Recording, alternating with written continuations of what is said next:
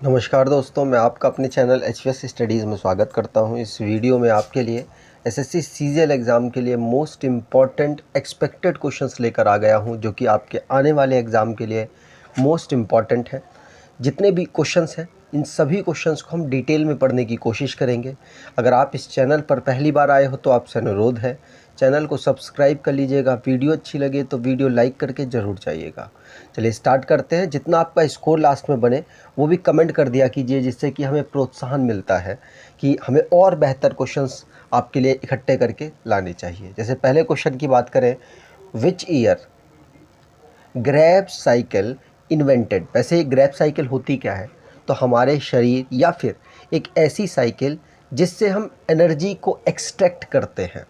ये आप 11th की एनसीईआरटी में देखते होंगे, लेकिन वैसे आपको एसएससी वगैरह में इस तरीके के क्वेश्चन मिल सकते हैं, रेलवेज़ में भी मिल सकते हैं, क्योंकि साइंस वगैरह का जो पार्ट है बहुत ज़्यादा एडवांस अब हो चुका है। आई थिंक पता भी होगा आपको कि ग्रैब साइकिल जो होती है वो कहाँ होती है? माइटोकॉन्ड्रिया में होती है। कहाँ पर? जिसको हमारा पावर हाउस कहते हैं, वहाँ पर ये होती है। ठीक है, इसको किया मतलब ये हुई कब थी पहली बार? तो आंसर यहाँ पर हो जाएगा ये 1937 में डिस्कवर हुई थी। आपको ध्यान रखना है, एग्ज़ाम में पूछा जा सकता है।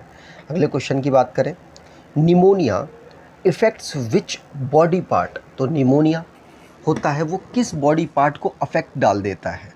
तो देखिए, निमोनिया जो है ये हमारे लंग को इफ़ेक्ट डालता है सबसे पहली चीज़। सी ऑप्शन आपके लिए आंसर सही हो जाएगा। लेकिन निमोनिया होता किससे है? तो आपको बता दूं, ये बैक्टीरिया से होता है। बैक्टीरिया नाम के माइक्रो ऑर्गेनिज्म से होता है। आपको ध्यान रखना है, इस तरीके के एग्ज़ाम बनते हैं। जैसे कि निमोनिया हमारे लंग को इफ़ेक्ट डालता है, उसी तरीके से अगर आपसे मैं पूछूं टाइफाइड किसको इफ़ेक्ट डालता है, तो आप कहोगे इसमें हमारी इंटेस्टाइन को।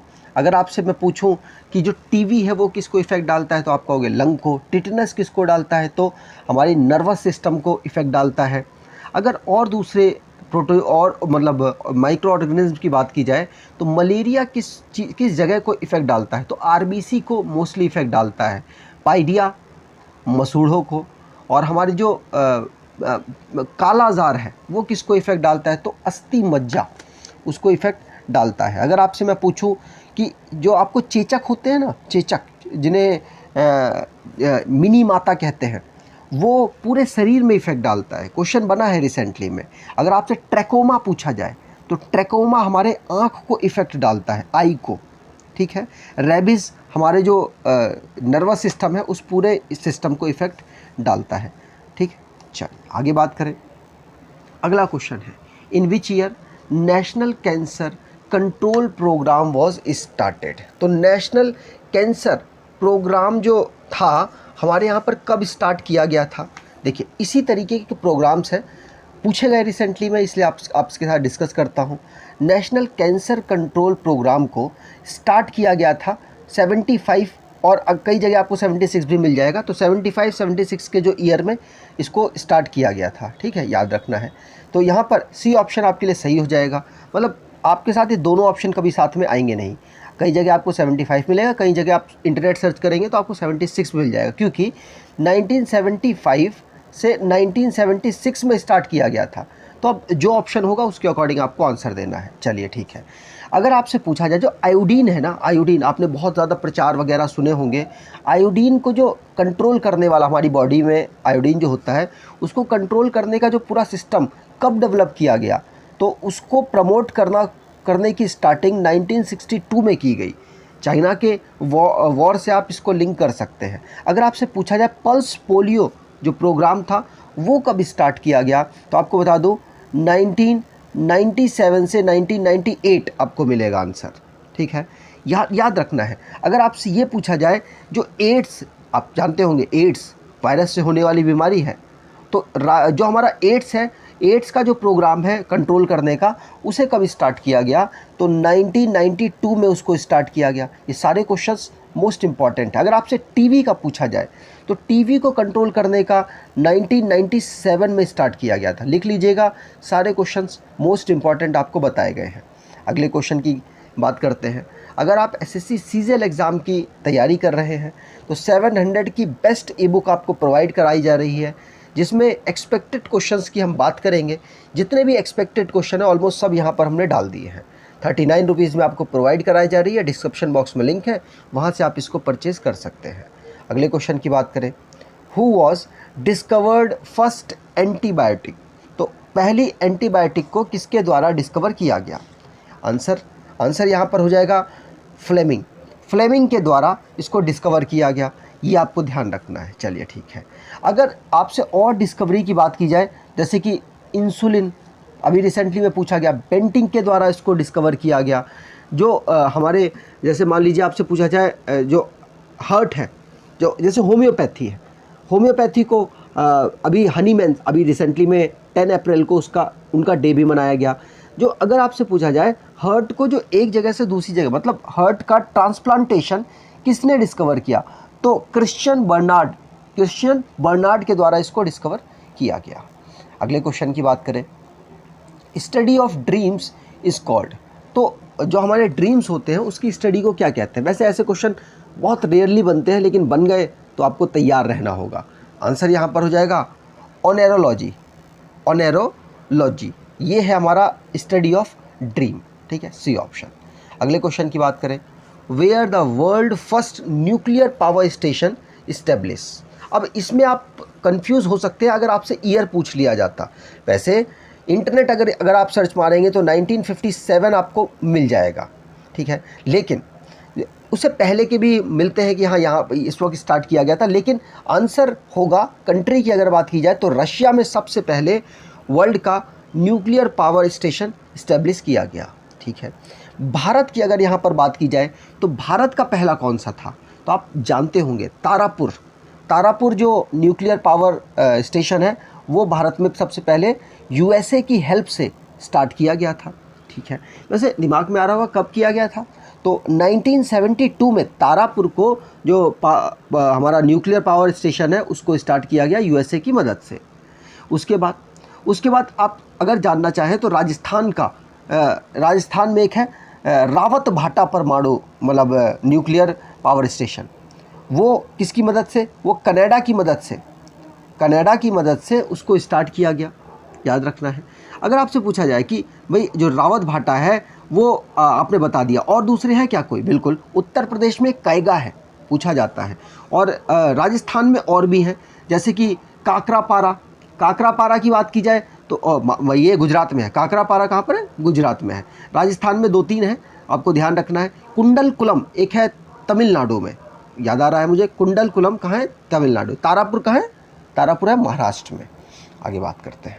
अगला क्वेश्चन है, which was the first mute film, तो पहली भारत की म्यूट फिल्म कौन है, तो इंडिया की पहली म्यूट फिल्म है क्या, राजा हरीशचंद्र को बनाया गया था 1913 में। उसके बाद जो पहली बोलती हुई फिल्म अगर आपसे पूछी जाती तो आलम आरा हो जाती, ठीक है। तो यहाँ पर देखिए, राजा हरीशचंद्र को बनाया गया 1913 में और आलम आरा को बनाया गया 1931 में। ये पहली बोलती हुई फिल्म है और ये पहली म्यूट फिल्म है, ठीक है। चलिए अगला क्वेश्चन है, what is name of the border of Germany and Poland, तो जर्मनी और पोलैंड के जो बॉर्डर है इनका नाम क्या है, मतलब इनके नाम अलग अलग होंगे ना, तो आपको बताना है कि ये नाम इनके हैं क्या।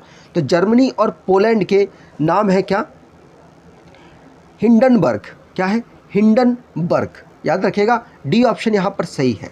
जैसे रेड क्लिफ आपके ऊपर यहाँ पर लिखा होगा, तो रेड क्लिफ क्या है, रेड क्लिफ भारत और पाकिस्तान के बीच का बॉर्डर लाइन है। अगर आपसे मैकमोहन पूछा जाए तो भारत और चाइना के बीच की ये बॉर्डर लाइन है। हिंडनबर्ग मैंने आपको बता दिया, जर्मनी और पोलैंड। अगर आपसे 38 डिग्री पूछा जाए तो ये कहाँ की है, ये नॉर्थ कोरिया और साउथ कोरिया के बीच की लाइन है। अगर आपसे मैगीनॉट पूछा जाता तो मैगीनॉट किसकी हो जाती, जर्मनी और फ्रांस की, किसकी, जर्मनी और फ्रांस की, ठीक है। यूएसए और कनाडा की एक 49 डिग्री पैरेलल है, वो भी आपसे पूछी जाती है। मैन रहीम रूस और फिनलैंड के बीच की बॉर्डर लाइन है। एक लास्ट पाकिस्तान और अफ़गानिस्तान की भी याद रखनी है, ड्यूरेंड लाइन है, ठीक है। चलिए आगे बात करें। अगला क्वेश्चन है, इन विच ईयर बीएसएफ मतलब border security force is establish. तो बीएसएफ तभी इस्टेब्लिश की गई थी जब भारत और पाकिस्तान का युद्ध हुआ था 1965 में। तो यहाँ पर बी ऑप्शन बिल्कुल सही हो जाएगा। अच्छा, आप कहेंगे ठीक है, और कुछ इन्फॉर्मेशन दे पाएंगे आप? बिल्कुल दे पाएंगे। अगर आपसे और दूसरी इन्फॉर्मेशन जानने की आप इच्छुक हैं तो आपको बता दूं कि अगर आपसे सबसे ओल्डेस्ट पुलिस पूछी जाए तो 1835 में असम राइफल्स है। कौन सी है? असम राइफल्स। ये एग्ज़ाम में बनती हैं। अगर आपसे और पूछा जाए कि 1978 में क्या है, तो 1978 में आपको बता दूं जो हमारी कोस्ट गार्ड है ना, उसको डेवलप किया गया था। अगर 1969 का पूछा जाए तो 1969 में डेवलप की गई थी हमारी क्या, CISF। क्या? CISF। याद रखिएगा, CISF को 1969 में डेवलप किया गया और 1965 मैंने आपको बता दिया BSF। और भारत और चाइना का जब वॉर हुआ था 1962 में, उसमें ITBP को डेवलप किया गया था। अगले क्वेश्चन की बात करें, what is name of the समाधि ऑफ शंकर दयाल शर्मा? शंकर दयाल शर्मा जी की जो समाधि है वो कहाँ पर है, आपको बताना है।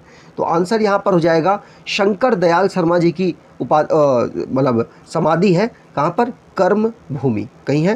कर्म भूमि। ये रहा कर्म भूमि। कर्म भूमि शंकर दयाल शर्मा जी की समाधि स्थल है। अगर अटल जो हमारे प्रधानमंत्री जी थे उनकी, अटल बिहारी वाजपेयी जी की, तो सदैव अटल उनकी समाधि स्थल है। ठीक है, चलिए आगे बात करें। एकता स्थल अगर यहाँ पर लिखा हुआ है बी ऑप्शन में, तो एकता स्थल किसकी है? तो अगर आपको बताओ एकता स्थल किसकी है, तो एकता स्थल है ज्ञानी जैल सिंह की। विजय घाट किसकी है? तो विजय घाट मतलब उन्हीं पर्सन की होगी जो बहादुर होंगे, लाल बहादुर शास्त्री। ठीक है, चलिए आगे बात करें। अगला क्वेश्चन है, in which year national library is establish? तो हमारी जो नेशनल लाइब्रेरी है वो कब इस्टेब्लिश हुई थी? तो आंसर यहाँ पर हो जाएगा, नेशनल लाइब्रेरी हमारी इस्टेब्लिश हुई थी कब? 1948 में। जब हम आज़ाद हुए उसके अगले साल ही हमने लाइब्रेरी को सेटअप कर दिया। इस तरीके से आप याद कर सकते हैं। अगले क्वेश्चन की बात करें, Uday Shankar belong to which dance style? तो उदय शंकर एक पर्सन है, पर्सनैलिटी है जो कि बहुत फेमस है। ये किस डांस के फॉर्म से बिलोंग करते हैं? तो आंसर यहाँ पर हो जाएगा, ये किससे बिलोंग करते हैं? कथकली से। कथकली कहाँ पे होता है? तो कथकली केरल में होता है। याद रखना है, सी ऑप्शन यहाँ पर बिल्कुल सही हो जाएगा। अगर आपसे पूछा जाए भारतनाट्यम कहाँ होता है, तो आप कहोगे तमिलनाडु में होता है। इसके कोई इंपॉर्टेंट पर्सन बता पाओगे? बिल्कुल, एक नाम याद आ रहा है मुझे, यामिनी कृष्णमूर्ति। याद रखिएगा, एग्जाम में बहुत पूछे जाते हैं। अगर आपसे कुचिपुड़ी आंध्र प्रदेश का है, तो इसमें भी यामिनी कृष्णमूर्ति ही फेमस है। मतलब ये दोनों, भारतनाट्यम और कुचिपुड़ी दोनों में यामिनी कृष्णमूर्ति फेमस है। ठीक है, चलिए आगे बात करें। अगला क्वेश्चन है, who was the famous violin player? तो वायलिन प्लेयर फेमस कौन है? तो आपको इनमें से आंसर बताना है। तो वायलिन प्लेयर इनमें से कौन है? तो आंसर यहाँ पर होगा, आंसर यहाँ पर हो जाएगा संगीता राजन। संगीता राजन वायलिन के लिए फेमस पर्सनैलिटी में से एक है। ठीक है, चलिए आगे बात करें। What is the nick name of Sunil Gavaskar? Sunil Gavaskar का निक नेम क्या है? तो आसानी से आप आंसर में पहुंच जाएंगे। इनको कहते हैं लिटिल मास्टर। आप सोचेंगे नहीं, लिटिल मास्टर तो सचिन तेंदुलकर को कहते हैं। नहीं, लिटिल मास्टर इन्हीं सुनील गावस्कर को कहते हैं, और सचिन तेंदुलकर को मास्टर ब्लास्टर कहते हैं। हरियाणा हरिकेन कपिल देव को कहते हैं, जिन्होंने 1983 में भारत को वर्ल्ड कप जिताने में अहम रोल अदा किया। ठीक है, आपको ध्यान रखना है। ब्लैक गांधी किसको कहा जाता है? तो ब्लैक गांधी किसको कहा जाता है? जो दक्षिण अफ्रीका के पहले प्रधानमंत्री और पहले राष्ट्रपति बने, उनको कहा जाता है। उनका नाम क्या है? Nelson Mandela. किनको? नेल्सन मंडेला को कहा जाता है ब्लैक गांधी। याद रखना है। आगे बात करेंगे। अगला क्वेश्चन है, इन विच ईयर ऑस्कर, ये ऑस्कर की स्पेलिंग गलत हो गई, Oscar, in which year Oscar award was started? तो ऑस्कर अवार्ड कब स्टार्ट हुआ था? तो इजी क्वेश्चन है ये।